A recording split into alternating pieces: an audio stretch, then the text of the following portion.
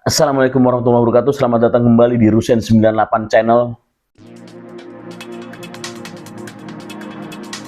Oke ya, kita sekarang akan membahas situasi politik nasional yang semakin bergelora ya, makin panas, dan banyak pernyataan-pernyataan bahkan strategi-strategi yang mulai ditunjukkan oleh tokoh-tokoh politik maupun partai ya, yang tergabung dalam partai tentunya, itu sudah mensoroti 2029.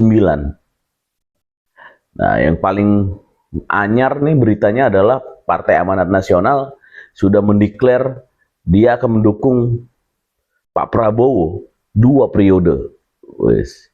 Tetapi dalam dukungannya tersebut hanya Pak Prabowo yang disebut, tidak menyebut nama Gibran. Oke, satu. Kemudian kalau kita tarik ke belakang, ada ormas yang naik menjadi partai seperti Gerakan Rakyat yang sudah mendeklar mendukung Pak Anies Baswedan untuk maju di 2029. Ya.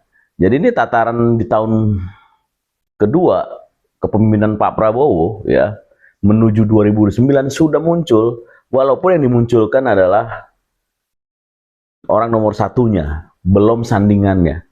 Ya. Nah, yang jadi pertanyaan bagi kita para termul, bagi kita pendukung Pak Jokowi, Pak Gibran, Mas Gibran, ya,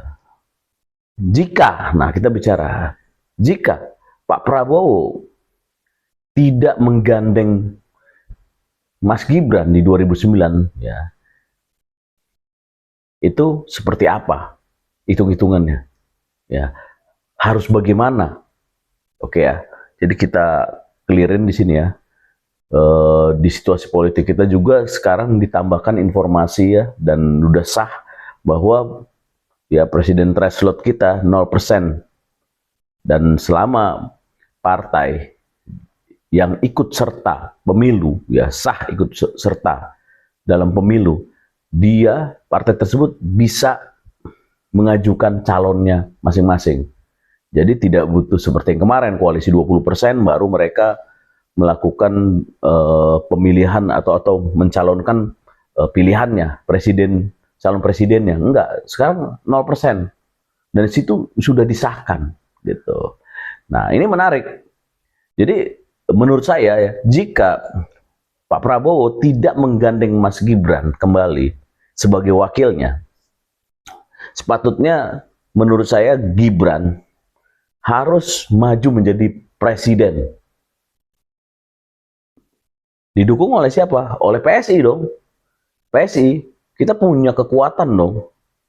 Ya, dengan kekuatan kemarin di parlemen walaupun belum masuk gitu ya. Tapi kita lihat dari hasil survei kemarin dan dari gerakan-gerakan Partai Solidaritas Indonesia itu menunjukkan ada kenaikan signifikan.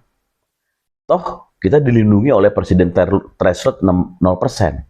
Gitu ya. Nah, selayaknya PSI memajukan Mas Gibran menjadi presiden atau calon presiden 2029, dan ini akan head to head antara Pak Prabowo dengan Mas Gibran. Nah, karena saat ini hanya dua kekuatan tersebut ya yang menjawantahkan antara Pak Prabowo dengan Pak Jokowi adalah yang memiliki kekuatan grassroots yang paling bagus gitu ya. Nah, ini akan seru dibandingkan dengan calon-calon lain. Antara Prabowo dengan Mas Gibran akan bertarung, itu sesuatu yang saya pikir setara. Jangan dilihat Mas Gibran itu masih umur muda, tapi kita lihat dukungan kekuatannya di belakangnya ada Pak Jokowi. Ya, kita tahu Pak Jokowi adalah kreator ya, dalam yang terbukti mampu memenangkan konstelasi-konstelasi politik pemilu khususnya. Ya, beliau sudah menjadikan dirinya dua kali presiden, menjadikan dirinya waktu gubernur, menjadikan dirinya waktu menjadi wali kota. Oke, dan waktu itu dia mengkreat Pak Prabowo menjadi presiden bersama Mas Gibran. Nah, ini dua kekuatan besar, hitung-hitungannya bagaimana? Ya kita hitung aja kekuatannya antara Pak Prabowo sekarang dengan dengan apa Mas Gibran. Ya, tapi apakah strategi seperti ini ya akan dihitung oleh Gerindra? Oh, pasti Gerindra menghitung ya. Tapi ini merupakan sebuah sinyal apabila kita semua mulai berteriak, mulai menginginkan, ya, mulai semua sama-sama kita bikin konten dan sama-sama kita melakukan upaya-upaya supaya apa ya, Mas Gibran ini menjadi presiden, calon presiden, supaya apa, Pak Prabowo akan mempertahankan komitmen dia. Kalau kita diam aja dan hanya silent, tiba-tiba Pak Prabowo menggantikan Gibran, itu bisa terjadi karena politik itu dinamis. Gitu. Oke ya, jadi bagaimana caranya kita mulai mendukung Mas Gibran? Ikuti konten saya, subscribe channel saya, like, share. Saya akan membahas strategi-strategi yang baik. Ya, contohnya bagaimana kita sandingkan Mas Gibran dengan KDM contohnya. Nah, ini isu-isu, ini A1 loh, saya mendapatkan sudah mulai dihembuskan dan sudah mulai dari kalangan internal Pak Prabowo pun sudah mulai melirik itu. Ya, apabila Pak Prabowo masih sehat tentu saja bisa jadi terjadi head to head antara Pak Prabowo dengan Mas Gibran, atau kembali lagi Pak Prabowo dengan Mas Gibran maju. Tetapi apabila Pak Prabowo terlihat dia mungkin secara fisik atau kesehatan dia tidak siap, dia akan memajukan kadernya. Siapa kader yang terbaik? Ya adalah KDM. Nah, boleh juga itu kalau kita sandingkan antara Gibran dengan KDM, Gibran dan KDM. Ya, ini susah itu. Kekuatan mana yang bisa melakukan itu? Karena kan pilihan ada di tangan rakyat, toh. Benar? Oke.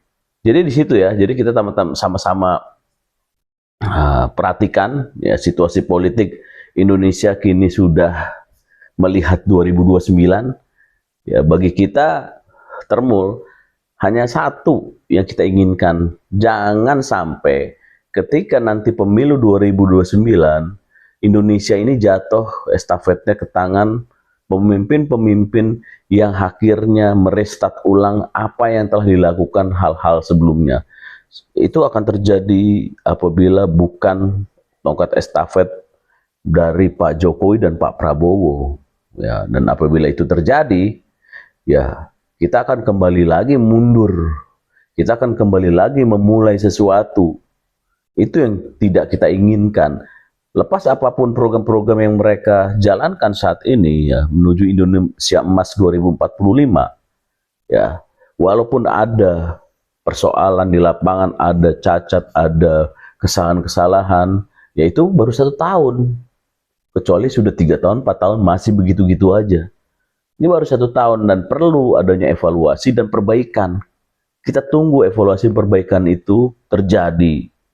Ya, kita juga jangan mengambil kesimpulan terlalu cepat. Nggak mudah menjalankan sebuah program ya negara. Coba aja kita melakukan program terhadap misalnya organisasi kita yang kecil, perusahaan kita, itu aja sulit, apalagi negara.